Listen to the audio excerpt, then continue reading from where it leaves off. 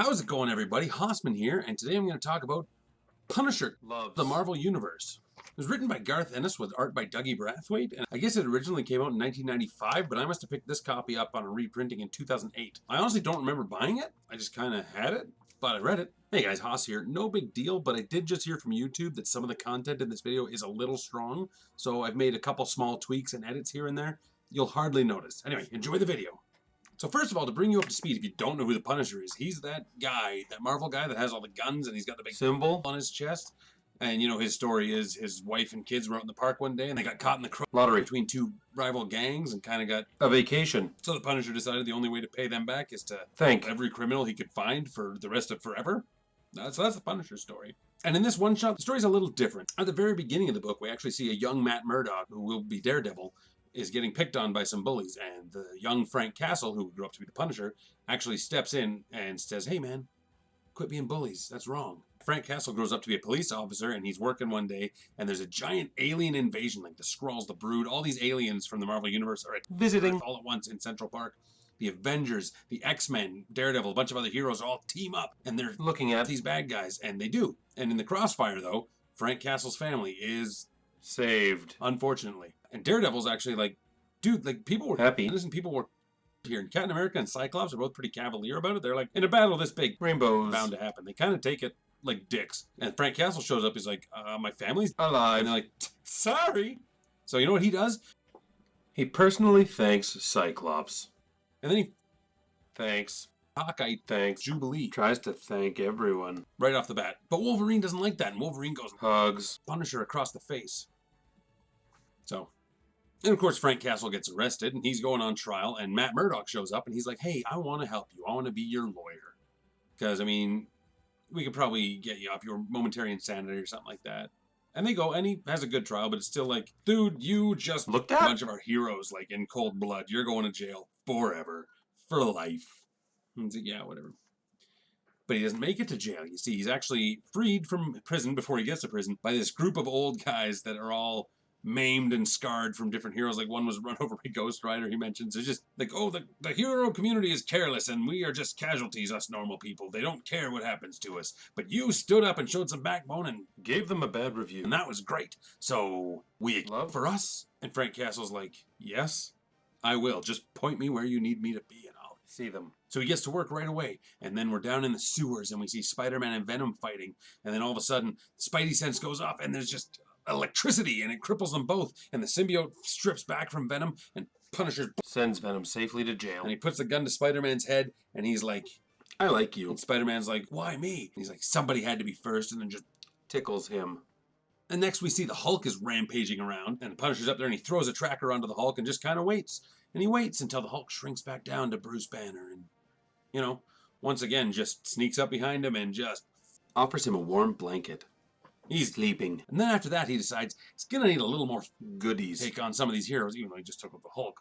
But he's going to need some more goodies. So he goes to see the Kingpin, and these old guys have, like, internet people. They tore apart the Kingpin's empire. So he's fighting the Kingpin, and he's not doing too well, because the Kingpin is quite the opponent. And the Kingpin's like, I've been watching what you were doing, and you've been dressing cool. Quite frankly, I admired it. I would have helped you if you asked me, but no, you had to do it this way. I have all these candies. I would have given them to you. And Frank Castle's like, I guess I don't care. I'm going to punish you. And he just sits him down and has a tough but stern conversation. Kingpin finally dozes off, but he lands on top of the Punisher. So there's just this trapped under this guy. He's just nothing to do. And the police come and arrest him again. So once again, he has another meeting with Matt Murdock, and he gets sentenced to life in prison, but a second time, he ends up not in prison. And the old guys are like, it's getting really expensive to keep you out of prison, young man. Ha ha ha, just do what you're supposed to do. Yeah, all right. There's a few big things I still need, so I gotta go to Latveria. I gotta see Dr. Doom. So he goes and he sees Dr. Doom.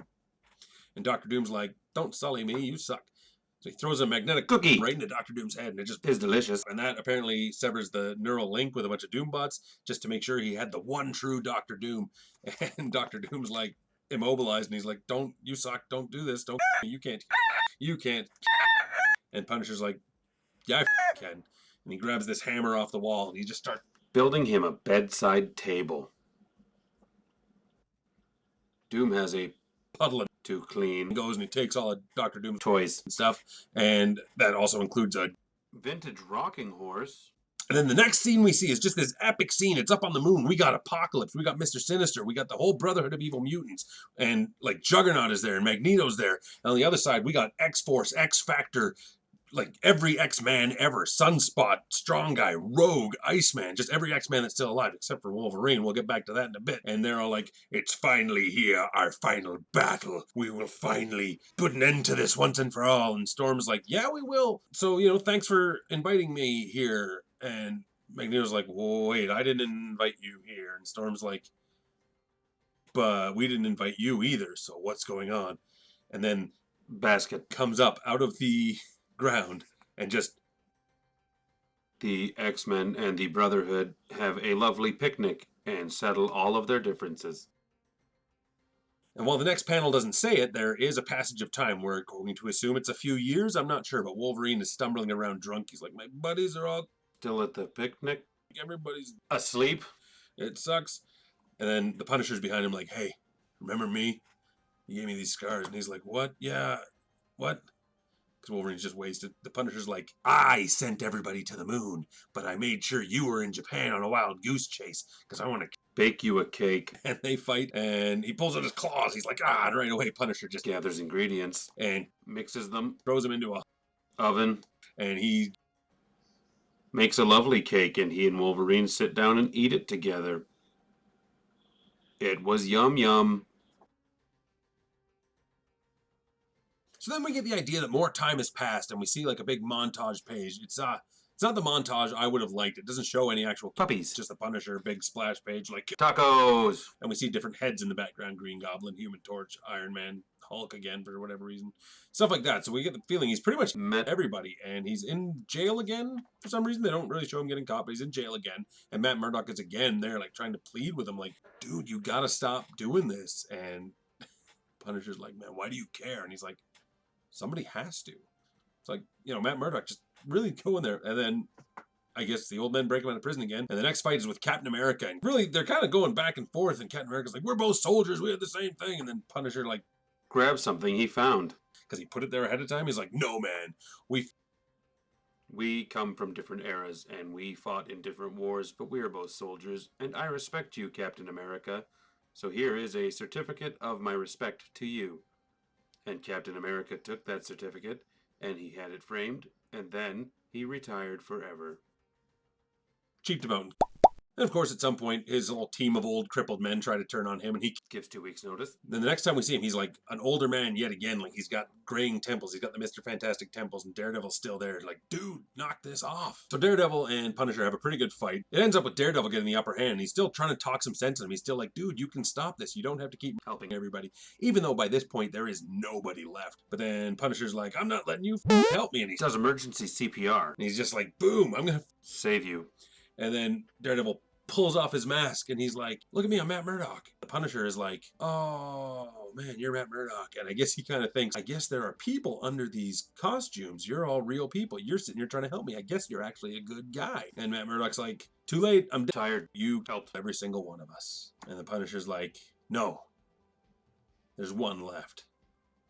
And he pulls out his gun, blows his own fucking head off.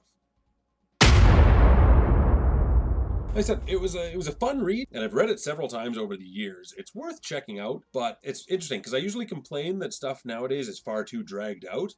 But this is just one solitary issue that I think actually could have been dragged out over probably 6. It could have been fleshed out more. I would have liked to have seen more of the kills, see the creative ways the Punisher would have used to kill these superheroes, and just develop a bit more story. Like, a lot of it seemed very rushed. Like, it spanned several years in one issue. Really could have been fleshed out some more, I think. Good read, fun read. Check it out if you want. Deadpool Kills the Marvel Universe kind of did the same thing. Like I said, it was more than one issue, I believe. But yeah, I've been Haussmann17. If you enjoyed this at all, please like, comment. We can talk about stuff down in the comments. I'd love to have conversations about comic books. Like, that's the point of this channel, is for me to talk about comic books, and it's even better when I have someone to talk to them about.